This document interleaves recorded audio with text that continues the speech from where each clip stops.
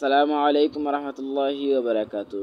সুপ্রিয় শিক্ষার্থী ভাই ও বন্ধুরা, সকলের প্রতি জানাই আমার পক্ষ থেকে আন্তরিক শুভেচ্ছা অভিনন্দন। আমি আজকে তোমাদের সাথে শেয়ার করব দশম শ্রেণীর সাধারণ গণিত বইয়ে ত্রিকোণমিতিক অনুপাতের কয়েকটি সূত্রাবলী। তাহলে প্রথমে পরিচয় করে দিচ্ছি। 1 নম্বর সূত্র, sine theta equal 1/cosec theta. 2 নম্বর সূত্র, cos theta equal 1/sec theta. 3 নম্বর প্রশ্ন 3 নম্বর সূত্র, tan theta equal sin theta by cos theta, অথবা tan theta equal 1/cot theta.